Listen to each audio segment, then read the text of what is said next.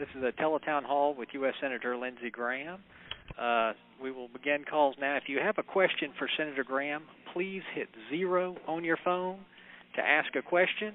And we'll begin now. Senator Graham, if you have a few words about what's going on in Washington, tell us what's up. Well, first, if you have a constituent question or a case, you want help from my office, call 864-250-1417, 864-250-1417, and ask for Paul. Well, I thought I'd talk about three things real quickly and take a few questions. Number one, Congress passed a new veterans reform bill that I think will go a long way toward helping our problems with our veterans. They've had to wait in line for months, sometimes years. The VA lied about the service they were getting, cooking the books, and it took a crisis where veterans were dying waiting for service to get the Congress to act. But we did, and I'm pleased with the progress we've made. The bill has a couple parts to it. One, it creates a $5 billion fund to hire more doctors and nurses. We have a shortage of VA healthcare workers throughout the country, so this $5 billion will be used to hire more doctors and nurses at VA facilities, which I think will help increase capacity. We expressly dealt with the waiting times and travel times. If you live over 40 miles from a VA facility, you're entitled to get a choice card to go to the local doctor or hospital of your choice. Instead of having to drive all day to get to a veterans hospital or a clinic, if you live over 40 miles, you can go to a doctor or hospital in your backyard, and the VA will pay for it. It's going to take several months for these cards to get issued, but that will really change the quality of the veterans' lives. There's no use having to drive all day to get a service that's available in your local community. The third thing is, if you have to wait over 30 days once you go to a veterans hospital or clinic and you're not being properly served, you're able then to go to a local doctor or hospital. You're not going to die in line waiting to get VA health care anymore. I think this will create competition. The VA is going to have to work hard to keep the veterans coming to their facilities because now they'll have a chance to go somewhere else. The $5 billion will increase the amount of doctors and nurses available to help our veterans. I think this goes a long way toward fixing the problem. And the third thing about the bill I like is it allows people who have abused veterans in the past, who've lied about the care they've been giving veterans, who've cooked the books, and who deliver poor services to be fired in a more expeditious manner. It's very hard to fire somebody from the federal government, and if you don't fire people, then you're never going to get change. So this expedited procedure to fire people who let the veterans down, I think will go a long way to changing the culture. In the military, if you don't do your job, you'll get fired pretty quickly, and that's the way it should be when it comes to providing health care to our veterans. That's been a top priority of mine for years, and I'm glad to see that Congress and the President signed the bill. It'll take several months for this to get up and running, but I'm hopeful it will go a long way toward helping veterans with their health care needs and showing respect for the veteran. The second thing I want to talk about is the border. The reason all these unaccompanied children have been coming to our border is because in 2012, President Obama signed an executive order giving legal status to children that have been brought to this country, living here since they were 1 or 2 years of age. They've lived here all their lives, gone to school, and he gave legal status. Well, that's something you might want to consider as part of a comprehensive package, but not by itself. When the president did that to children who had been here for years, that sent a signal to Guatemala, Honduras, and other countries that if you can get your children up here, they can stay.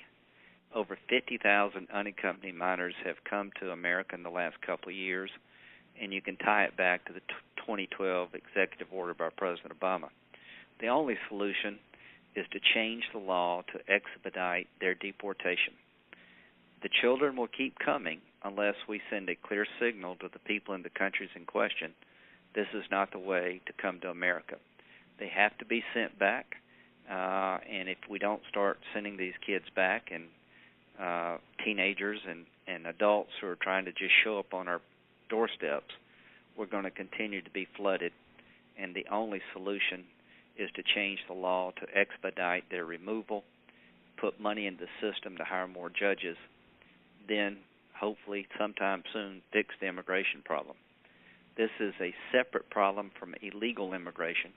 These people are just showing up on our doorsteps, believing that if they can get here, they'll become a refugee or get asylum status. And these children are going through very terrible experiences to get here. But we have a right as a country to control our borders and to make sure that people come on our terms, not theirs. And President Obama's decision to unilaterally give legal status has sent the wrong signal. We've got to change that signal. The third thing I want to talk about very quickly is Israel has been under siege. Hamas is a terrorist organization. The West Bank is controlled by the Palestinian Authority. They don't have any problems. They get along well with Israelis. The Gaza Strip is a separate area controlled by Hamas, a separate area of Palestinians, about 1.8 million. Hamas controls that area. They built tunnels under the border with Israel so they can come out inside of Israel and kill civilians. They fired over 3,300 rockets into Israel. Thank God for the Iron Dome, an anti-missile system that we helped develop with the Israelis. And Israel will never know peace until Hamas is replaced by a Palestinian entity that really does want to live in peace with Israel. Israel tries very hard to minimize civilian casualties. Hamas exposes their people to Israeli airstrikes on purpose. They fire rockets from populated areas.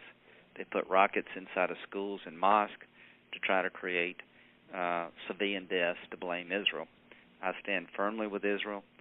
I authored legislation increasing Iron Dome assistance. They were about to run out of rockets. So that problem is one where we have to understand that Israel is the victim of a terrorist organization, and there's no moral equivalency here. Finally, Iraq, Syria, the whole Mideast is in flames. President Obama's strategy of disengagement is not working. Radical Islam cannot be negotiated with. This Islamic State in Syria and Iraq called ISIS, they're becoming a terrorist army, not an organization. 3 years ago, we had a chance to hit them in Syria. While there were just a few of them on the ground, we had a chance to help people in Syria that we could live in peace with. But in that 3-year period, foreign fighters from ISIS, from Iraq and other places, have filled in the vacuum created by lack of action in Syria. They are now a large army. They've moved into Iraq, and they're wreaking havoc on Christians throughout Syria and Iraq and any other group that doesn't believe in their agenda or their way of life, and they represent a direct threat to America. They have indicated they want to attack us abroad and here at home. They have increasing capabilities to do so. The head of the FBI has said that hundreds of Americans have gone to Syria to join the fight. He's worried one of them will come back here. We've had a case where one did come back here, went back to Syria to become a suicide bomber. Thousands of European jihadists have gone to Syria, and they represent a threat to Europe and to our interest within Europe. I do fear that ISIS is going to be the next Al-Qaeda. They were kicked out by Al-Qaeda because they're so ruthless. The things they have done, I can't even talk about on the phone. But let's just say this. America's homeland is exposed. As these people get stronger over there, we get more threatened here. The president has been slow to react. I know people are war-weary. But if you're not willing to defend yourself against radical Islam, you can expect more attacks. On September the 10th, 2001, we did not have one soldier in Afghanistan. We didn't have an embassy in Afghanistan. We didn't provide the Taliban $1 of aid. We ignored them. They did not ignore us. We may be tired of fighting radical Islam, but radical Islam is not tired of fighting us. They have 4 main goals. They want every Muslim in the Mideast to bend to their will, and if they refuse, they will get killed. They want to move every Christian out of the Mideast, either through converting to Islam or death. They want to drive us out of the Mideast because we're an impediment to their ability to establish the Islamic Caliphate, and they eventually want to destroy Israel. My belief is that American air power could do a lot of damage to ISIS. They're in Syria and Iraq. They're exposed. And if we don't hit them over there, they're going to hit us here. That's the one thing I've learned about radical Islam. If you don't keep pressure on them, they will come back, and they have come back with a vengeance. So with that, I'll be glad to take any questions, and thank you for participating. Okay, our first call, we're going to go to Mr. Bell and bring Mr. Bell on the line. Mr. Bell, are you there? Yes, I sure am. Hey, Mr. Bell. Hey, how you doing, Lindsay? Good, sir. Did he give you the question, or do I? No, sir. I'm sorry. What was the question? I apologize. What was the question? Well, no. The question I had was, when can we convince the current administration to increase the pressure on ISIS? And you've already covered generally what's going on in Iraq. Well, here's what I think, Mr. Bell. Where do you live? I live at Ward. Nice to meet you. Ward. Now, where's Ward? Ward's between Ridge Spring and Johnston in Saluda Okay, County. I thought I knew every place in the world in the 3rd District, but I know Ridge Spring and Johnston, so Ward, I'll have to come to the Peach Festival. Well, you've been to my home, Lindsay. I've been to your home. Well, I have been to Ward and didn't know it. Yep. Well, thank you, Mr. Bell. You did sound familiar. That's why I asked. Well, here's what I think. The president's strategy of using air power to protect the Yazidis, they're a cross between Muslims and Christians, that's the right thing to do because they're going to get slaughtered. Our people are in jeopardy in Iraq. But he never mentions the threat we face here at home, does he? So he is trying to downplay the threat we face and just talk about limited actions, trying to reconstruct Iraq, talking about you can't do anything in Iraq until there's a political solution in Baghdad. And my response to the president is that there's no political solution in Baghdad going to protect the homeland. And here's the issue. Name one group in the Mideast that has the capability to defeat or contain ISIS without American help. There is nobody over there capable of taking the fight to these guys without us. And Iraq is certainly not going to invade Syria, and that's where they're operating. That's where their command and control's at. So the only thing I know to do, Mr. Bell, is keep talking about the threat we face here at home and try to push the president into dealing with these guys before it's too late, because he will not embrace the threat we face. The head of the FBI, the CIA, the Director of Homeland Security, the Director of National Intelligence have all told the public in open forum that Syria and now Iraq represents a threat to the homeland, like Afghanistan represented a threat to the homeland with al-Qaeda before 9/11. And I've been briefed by all of these agencies, and the threat is real. And we just got to keep putting pressure on the president to deal with the threat to America, not just Iraq. All right, our next question, we're going to go to Linda from Anderson. Linda, are you on the line? Yes. Yes. Hey, Linda. Hi. What's your question, Linda?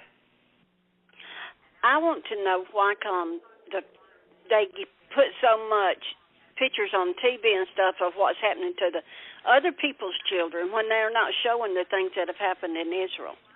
And I do agree with Senator Graham. A really good question.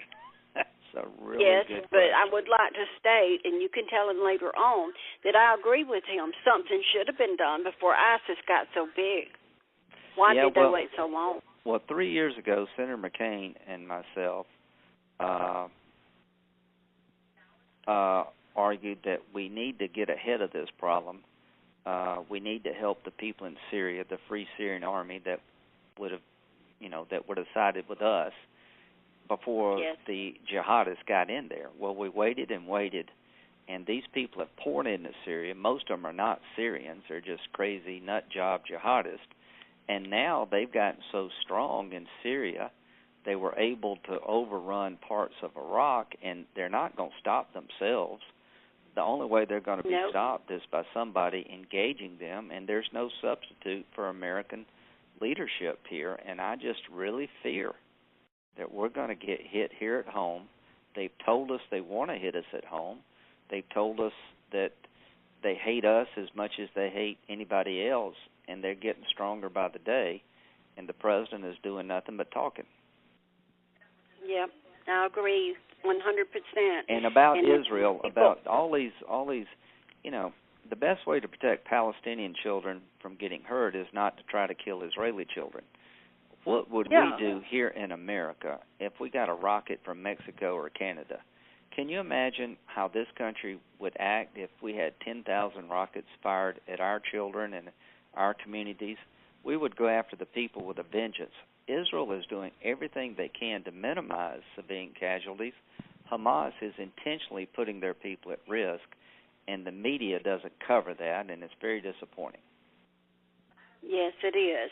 It's very disappointing, and Christian people, should be praying for those people over there, because the Bible tells that this that's going on right now is foretold in the Bible. And I don't know what is, I voted for the president. I don't know what his religious beliefs is anymore, but he ought to open his Bible and read it a little bit. Well, I can tell you this, if we turn our back on Israel, God will turn his back on us. And it's just not about Israel. It's about anybody that's different, Jews that are different, Muslims that are different, Christians that are different. These people believe there's only one way to worship God, and if you don't agree with them, they will kill you. And it's just not talk. They're doing it as we speak. And I'm worried about Christians, Muslims, and Jews here in America. I'm worried about them attacking our homeland. They're not going to take over the country, but they sure could do a lot of damage to us. And the sooner we weaken them, the stronger we'll be. Thank you very much, Linda. Our next call is from Mr. Karpik of Anderson. Mr. Karpik, are you on the line for Senator Graham, and do you have a question? Hey, Mr. Karpik. Okay. Our next call, I guess Mr. Karpik has dropped off, and will be from Joe Loftus of Easley. Is Mr. Loftus, are you on the line? Yes, sir. Hey, Joe, Senator Graham, if you have a question. Senator Graham. Yes, sir. Go ahead, Joe. I believe everything you said there, but one thing I wanted to ask you is, can Obama not be impeached? Well, not really, Mr. I mean, one, you never get Democrat. You've got to get 2/3 in the Senate. There's no way you're going to get Democrats to vote for him. And if we start talking about impeachment, that's what they want us to do. I'm glad the House has sued him. I think he changed Obamacare unilaterally. I think he exceeded the authority of the president. The House was right to take him to court. He put some people on the NLRB board, and the court said those were illegal appointments. I think the best thing we can do is challenge the president in court, but win in November. We've got better than a 50-50 chance to win the Senate as Republicans. And, Joe, if we get the Senate back, we can determine what the agenda is. Harry Reid will get fired, which I think will be a step in the right direction. Give us a chance to set the agenda, work with our friends in the House, and put some bills on the president's desk. He can sign them or not. Like building the Keystone Pipeline. Why we don't want to buy oil from Canada amazes me. We should build that pipeline. They've got a lot of oil in Canada that we could buy. The pipeline would create jobs in America, and the more oil you can get from Canada, the less you'll need from the Mideast. That's just one example of what we can do, and we can start coming up with ideas other than Obamacare. And, I just think if we got control of the Senate, it would really change the discussion, and that's the best way, I think, for us to move forward. Thank you very much. Can I ask you one other thing? Yes, sir. Yes, sir. Oh, why don't you or John McCain run for president? Well, Lindsay, I hate term limits. You can, Strom lived to be 100 as a senator. It seems to be good for your health. But, John McCain, I think, would have made a good president. John's a tough man.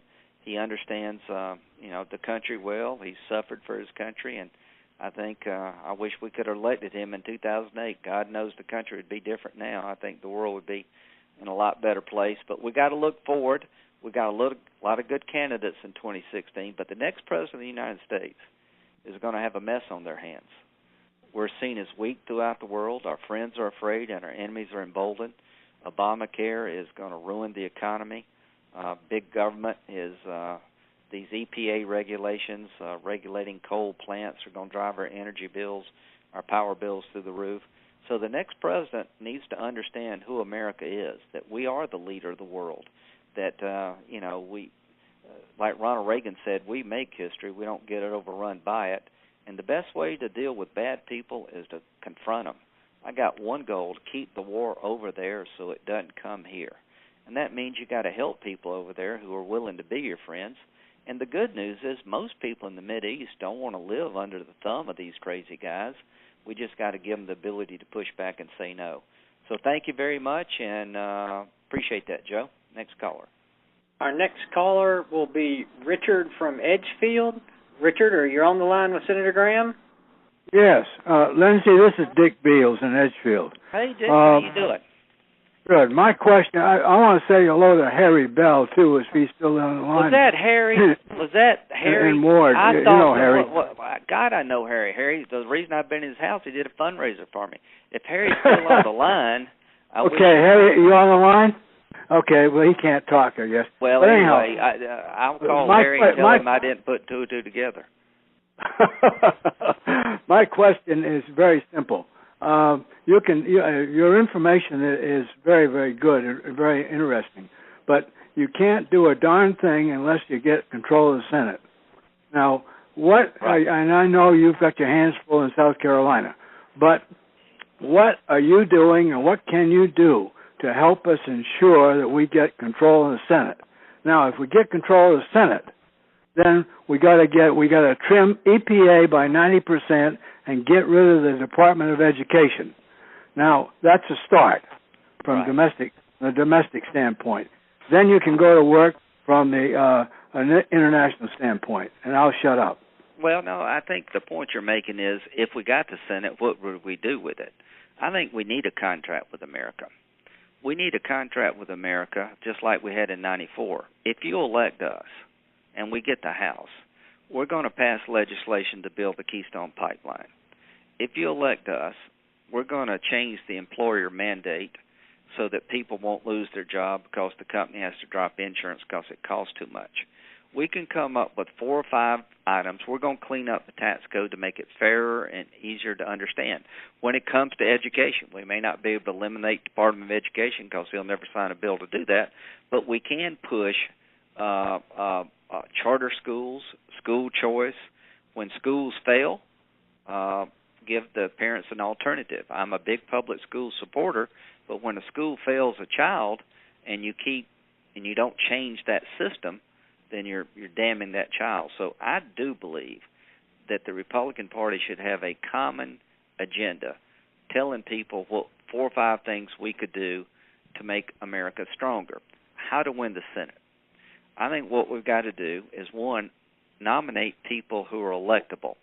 This time, we didn't nominate people that I think will get beat because they're too far out there. In 2012, we gave away at least 4 seats in 10 and 12. We should be in charge of the Senate today. We nominated some people, quite frankly, that were not ready for prime time. So I think we've got that problem behind us. But the real question is, what would we do for the country if we got control of the Senate and the House? And my belief is the best way to grow the Republican Party is to put the country ahead of the party and reach out to Democrats on the big issues like reforming the tax code, saving Medicare and Social Security from bankruptcy. Try to do what Ronald Reagan did. Work with Democrats when it makes sense to move the ball down the road for conservative principles. Hold the line against big government, but try to solve the problems that only both parties can solve. When one party runs the other over, that's what happened with Obamacare. It's never good for the America. If I made a bet today, I would bet 60-40 that Republicans take over the Senate. But the one thing that's missing is we don't have a contract, an agenda. I think every Republican running for office ought to agree on 4 or 5 things we would do to help the country within 100 days. Thank you very much. Okay, thanks. Our next call will be Mike from Townville. Mike from Townville, are you on the line? Yes, sir. Okay, here you go with Senator Graham. And I didn't know. Harry, you should have told me. I'm sorry, Mike. Go ahead. Hi, Senator. My name is Mike Grace. I'm also a volunteer reporter with the Fairtown Times newspaper in the area. I happen to know Don Bowen and write with him sometimes. All right. Senator, I have a big question. I'm concerned about ISIS, like many people on the call, but I'm actually looking at the U.S. debt clock, and we're over $17.5 trillion right now. Great question. And my concern is we have plenty of pork to trim here. Now, where can we start? Now, to give you a couple facts before we answer the question, I have here that the average senator salary is over $170,000 without adding any benefits in. And the adjuncts run about $43,000, but the average person on Social Security is getting under $20,000. I don't think that some of our friends in the offices there are paying attention to the fact that Social Security and Medicare and even food stamps, which barely make a dent in this as I'm looking at the numbers right now, are the problem. The biggest problem I can see here is... I couldn't disagree with you more. Yeah, we're not doing a very good job here. So what can we do to take care of our own problem of good question. Going bankrupt? Okay. $17 trillion in debt. What drives the debt? What drives the debt is Medicare, Medicaid, and Social Security. Two-thirds... Defense? No. Defense is 20% of 35%. Two-thirds of the budget, and I'll be glad to send this to you, is entitlement spending and interest on the debt. The Defense Department is 20% of one-third of the budget. Medicare, Social Security, and Medicaid are the big drivers of the debt. There are 80 million begging your pardon, Senator, but Social Security isn't an entitlement. That language might be taken offensive by some of my readers. Well, here's what it is. Retirement plan. Well, it's a retirement plan that is $7 trillion underfunded. Yes. Medicare is $51 trillion underfunded. If you make over $250,000 a year, the federal government gives you $109 a month subsidy to pay for your prescription drugs under Part D. You're borrowing $109 a month from your grandchildren to pay for a subsidy to somebody that makes $250,000 a year. I would eliminate those subsidies. I would make sure that anybody who made $250,000 in retirement paid the actual premium of Medicare. That means that the system will be more solvent and you can give subsidies to people who need it more. If you don't adjust the age of retirement, Medicare and Social Security are going bankrupt. Combined, they're about $60 trillion underfunded. Why is that? In 1955, when I was born, there were 16 workers for every retiree in Social Security. How many are there today? There's 3. In 20 years, there'll be 2. And the way you solve this is that you ask people in my income level to take less benefits than promised. When I was 21, my mom died. When I was 22, my dad died.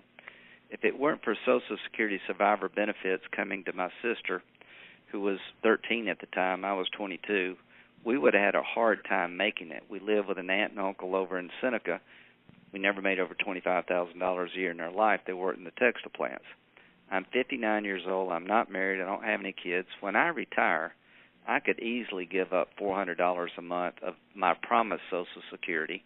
That would allow the money to go to somebody who needs it more than I do. When I get on Medicare, I will gladly pay the $500 a month premium, $450 to $500, the full cost, without any money coming from the Treasury. 2/3 of Medicare payments don't come from the patient premiums. They come from the general Treasury. And when you look at the 80 million baby boomers about to retire in the next 20 years, you're going to become grease, not because of defense spending. You could eliminate the Defense Department and not even put a dent in the debt. The long-term indebtedness comes from these programs being underfunded and more people coming into the system with fewer workers. The way you solve this problem is a Simpson-Bowles approach, where Republicans clean up the tax code, quit giving deductions to the few at the expense of the many, eliminate a lot of deductions in the tax code, take that money back into the Treasury to pay down this debt you're talking about, and reform entitlements. Tell younger people they're going to have to work a year or two longer. That will help the system enormously. And people in my income level are going to have to pay more into Medicare and take less out of Social Security. That's what Simpson-Bowles proposed. I think that's the right solution. And if you don't do that, you could eliminate every other department in the government and not even put a dent in it. Foreign aid is 1% of the budget. congressional salaries, I don't even know if that's a rounding error. Whether or not we get paid too much is a different debate. Whether or not eliminating our pay would balance the budget is not a debate. It wouldn't even come close. You got to be honest with people, and this is what is missing in Washington. The truth of the matter is that Social Security and Medicare are worth saving, but they're going to go bankrupt because there's so many people in my generation coming into the system, and these young people, there are just not enough of them to keep the money coming in without reforming the system. But the good news is Ronald Reagan and Tip O'Neill saved Social Security from bankruptcy in 1983 by adjusting the age of retirement and putting more revenue into the system. We need to look at doing that again. And Simpson-Bowles addressed this issue. It addressed entitlement reform, and it cleaned up the tax code. Why do you want to give a $4 billion a year subsidy to farmers to make ethanol? Ethanol may be fine, but you shouldn't give 50 cents a gallon subsidy to an ethanol producer. We can't afford that. Second homes are a big part of South Carolina's economy along the coast, but we can't afford in the future, I believe, to allow people to deduct interest on a second home. Take that money back into the Treasury and pay down debt. That's what I think we need to do, and nobody's going to do that unless both parties work together. So the next president of the United States needs to do exactly what you've said. Come up with a way to get us off the path of becoming Greece. And I think the Simpson-Bowles formula makes sense to me. Oh, great, sir. Thank you. That was a very good question. Thank you. Our next question will be Alan from 96. Alan, are you on the line? Yes, sir. Hey, You're on with Senator Graham. Yes, sir. I want to know when we're going to secure that border and keep these Muslims and Mexicans and all these children out of the country. Well, let's talk about immigration reform. I think the way you deal with illegal immigration is you get to the heart of the matter. I told you about the ones coming here today, these children. This goes back to 2012 when the president signed an executive order giving legal status to people already here, sent a signal to people down in Central America that if you could come here, you could stay. We got to send a different signal. Now, the problem we have, securing the border has to be a condition, a precondition to any immigration reform. If you can just walk across the street, you'll never solve this problem. Securing your border means building fences, putting sensors out in the desert, building walls where it makes sense. The bill that passed the Senate doubled the size of the Border Patrol to 40,000, allowing a Border Patrol agent every 1,000 feet. It increased the number of drones on the border. It increased technology along the border, like we had in Iraq and Afghanistan, to detect people coming across illegally. But here's the question. Why are 11 or 12 million people here illegally? They come here to work. They can make more in one day getting paid under the table than they can make in a month or a year where they live. We're not being overrun by illegal Canadians. I've never met an illegal Canadian. They come to Myrtle Beach in March, go swimming, and go home. They got a sound economy and a non-corrupt government. People coming here come from poor and corrupt countries, but we can't take everybody in the world. So what I want to do is secure the border first, control who gets a job. We need an E-Verify system. We have it in South Carolina. To get a job in South Carolina, you have to go through the E-Verify system to prove you are who you say you are. I want that to go nationally. Then, if an employer hires somebody legally, take their business away, fine them, or put them in jail. Come down hard on employers who cheat, but give them a chance to figure out who's legal and who's not. All you need to get a job in this country is a Social Security card, and I can go to the jockey lot in Anderson and make you Ronald Reagan by midnight. We need to control the documents that allow you to get a job. You need more legal immigration. It's hard to find people to farm, to go into the meat packing business, to do manual labor. When you can't find an American worker, when you advertise and you can't find one, bring somebody in temporarily, make them pay taxes, make them abide by the law, make them contribute. That's a win-win. You don't want our businesses to leave the country because they can't find labor. As to the 11 million, some can stay and some got to go. If you're a criminal, if you're a gang member, off you go. If you've had repeated involvement with the law, off you go. if you're here illegally and all you've done is break the, come into the country legally, but otherwise you haven't been a problem, I'm willing to give you a second chance, and it goes like this. You can't stay unless you learn the English language. You have to pass English proficiency test to stay, because if you can't speak English, you're not going to be successful. You have to pay a fine for the law you broke. You have to get in the back of the line and not cut in front of people who have been waiting patiently to get here. You can't apply for citizenship for 10 years, because that's what happens when you get deported. Then you got to wait your turn. So if you're coming from Mexico, it'd be 15 to 18 years before you can even apply for citizenship.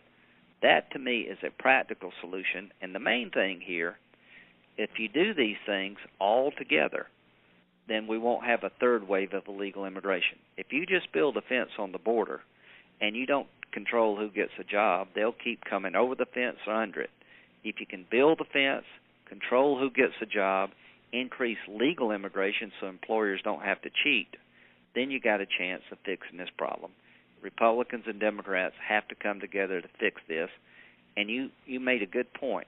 It's not just about people coming here to work. I'm worried about terrorists coming across our borders. The 19 hijackers didn't come across the Mexican border who attacked us on 9/11. They were students who overstayed their visas. 40% of the people who are legally are visa overstays, and you got to fix that system as well as secure the border. Thank you very much. We'll take one more question. Next question is Eric from Honeypath. Eric wants to talk about the Keystone Pipeline. Eric, are you on the line? Yeah.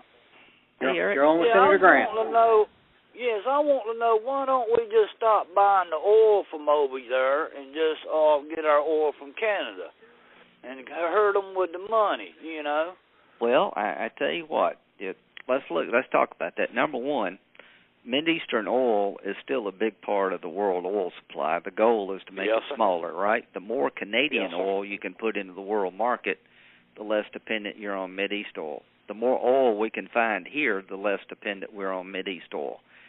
Why? Well, I know up Tennessee where we go to our cabins, in Kentucky, y'all got oil drums sitting all over the place that's full of oil but ain't being used. Why is that? Well, I can't answer that question, but I can tell you this. There's a lot of oil off the coast of South Carolina, Georgia, the East Coast, oil and gas. We should go find that oil and gas in an environmentally sound manner, give South Carolina 35% of anything the federal government finds off our coast. We should be drilling more aggressively. We got more natural gas than anybody. If we could sell our natural gas to Europe, that would cut Putin off. Putin is strong because of natural gas. What would the world be like if Putin didn't own the European gas economy? What would the world be like if all these Mideastern countries didn't have so much money coming in from oil? It will be a different place. Energy independence is what you're talking about. How do we break our dependence on Mideastern and foreign sources of oil and gas? Down. You can't do it. You can't be completely independent, but you can go a long way. Not buying oil from Canada is a big mistake. They're our cousins. When you give money to Canada, it's not going to go to a terrorist. It'll probably come back to America. So the number one goal I have in the next Congress is to replace these defense cuts that are going to destroy our military, but also to try to create energy independence. Build that pipeline from Canada down to the Gulf Coast. Try to find oil and gas off our coast. And at the same time, try to come up with an economy that doesn't rely so much on oil and gas. Build more nuclear power plants. Create cars that can go further on a gallon of gas. Hybrid cars. Anything we can do to break our dependence on overseas fossil fuels makes us stronger. And America would be a different place if we didn't send $400 billion a year overseas to buy oil from people who hate our guts. We could invest it in America. That's going to take years to get there, but the sooner we start, the quicker we'll get there. Thank you all for being on the phone. I really enjoyed it. We'll do more of this. I appreciate you listening. Pray for our country. The world is a mess, but we're still the strongest nation on earth. There's no problem we can't solve if we work together, but we're running out of time. I'm running for re-election in November. I'd be honored to represent the state again, and if I get the job, I'm going to put the country ahead of myself and the party, and we'll just see what happens over the next couple of years. I really do believe America's best days are ahead of us if we want them to be, but if we don't change the course we're on, our best days are behind us, and let's don't let that happen. God bless you.